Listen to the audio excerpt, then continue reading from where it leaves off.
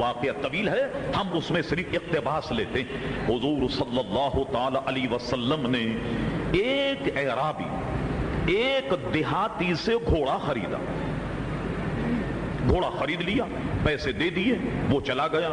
تھوڑے دن کے بعد وہ آن کر کہنے لگا، اے محمد صلی اللہ علیہ وسلم، وہ میں نے ایک گھوڑا آپ کے یہاں رکھا تھا، گویا بطور امانت، وہ مجھے واپس کر دیا جائے۔ حضور نے ارشاد فرمایا، کیا تو نے وہ فروخت نہیں کیا؟ ان کا نہیں، میں نے تو نہیں بیچا آپ۔ اچھا، حضور نے فرمایا، تو نے تو مجھ سے دام لی، میں نے خریدا۔ وہ تھا تو دیہاتی مگر اپنے معاملے میں اتنا ہوشیار تھا، کہنے لگا، اچھا اگر آپ نے خریدا ہے تو کوئی گواہ لے آئیے، کوئی گواہ گواہی دے دے کہ آپ نے گھوڑا خریدا، آپ جیتے ہم ہارے۔ حسن اتفاق کہیے یا سوئے اتفاق، کوئی گواہی موجود نہیں، کوئی گواہ موجود نہ۔ آپ لاکھوں کا سودا کرتے ہیں، کروڑوں کا سودا کر رہے ہیں، فیکس پر ٹیلی، کوئی گواہ ہے؟ کبھی کوئی مسئلہ عدالت میں پیش آ جائے، کیا آپ کے پاس گواہی، کیا آپ کے پاس ثبوت ہے؟ محض زبان پر لوگوں کے بڑے بڑے سودے ہو جاتے ہیں۔ اب یہ شخص پھیلنا شروع ہو گیا، لائیے میرا گھوڑا۔ صحابہ آتے گئے، جمع ہوتے گئے، اور صاحب یہ معاملہ اتنا بڑھا کہ ایک جمع غفیر صحابہ کا جمع ہو گیا، اور یہ اصرار کر رہا ہے کہ آپ گواہی لائیے۔ صحابہ تو گواہی نہیں دے سکتے، اس لیے کہ انہوں نے تو اس واقعے کو اپنی آنکھوں سے دیکھا ہی نہیں، تمام تفسیر سے قطع نظر۔ یہ بحث بڑھ گئی، ایک مجمع جمع ہو گیا۔ حضرت خزیمہ رضی اللہ عنہ ایک صحابی، یہ ادھر سے گزرے، انہوں نے دیکھا کہ کچھ لوگ جمع، دیکھیں جا کر کہ کیا معاملہ۔ یہ آ گئے، آنے کے بعد پوچھا کیا مسئلہ؟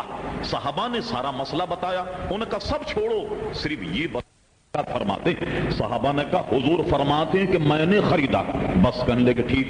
یہ آگے بڑھے مجمع کو چیر کر، اور اس اعرابی سے کہنے لگے، سن، میں گواہی دیتا ہوں کہ حضور نے تجھ سے گھوڑا خریدا، میں گواہی دیتا ہوں کہ حضور نے تجھ سے گھوڑا خریدا۔ لیجئے، سب گواہی ہو گئی، معاملہ ختم ہو گیا۔ وہ شخص تو وہاں سے بھاگا۔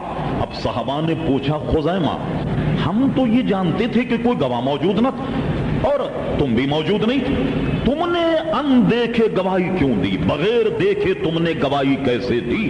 سنیے حضرت خزیمہ کیا بات کہہ گئے، اللہ اکبر، ساری عقل و خرد ان کے اس جملے پر قربان ہو جائے۔ فرمایا کہ میں نے اس لیے گواہی دی کہ تم مجھ پہ یہی الزام لگاتے ہو نا کہ میں نے دیکھا نہیں، اور اندیکھے گواہی معتبر نہیں ہے، گواہ کو گواہی نہیں دینی چاہیے۔ میں نے اس لیے گواہی دی کہ تم نے جب اس بات کی تصدیق کی کہ حضور فرماتے میں نے خریدا ہے، میں نے اس لیے گواہی دی۔ کہا، یہ تو گھوڑے کا مسئلہ ہے، یہ بتاؤ کیا میں نے اللہ کو دیکھا ہے؟ میں نے تو اللہ کو بھی نہیں دیکھا۔ بتاؤ، میں نے جنت کو دیکھا ہے؟ کیا میں نے دوزخ کو دیکھا ہے؟ کیا عالم برزخ کو دیکھا ہے؟ یا چنی اور چنا کو دیکھا؟ میں نے تو کچھ بھی نہیں دیکھا۔ پیارے مصطفیٰ نے فرما دیا، قل هو اللہ احد، میرے حبیب اعلان کر دو، خدا فرماتا ہے کہ کہہ دو اللہ ایک ہے۔ تو ہم نے بغیر اللہ کو دیکھے حضور کے ارشاد پر جب اتنی بڑی توحید کی گواہی دے دی، اللہ تبارک و تعالیٰ کے وحدہ لا شریک ہونے کی گواہی اندیکھے دے دی، تو کیا گھوڑے کا مقدمہ توحید کے مقدمے سے بڑھ کر ہے؟ اس لیے میں نے گواہی دے دی کہ حضور نے فرما میں نے خریدا، میں نے گواہی دی کہ خریدا حضور علیہ الصلوۃ والسلام نے۔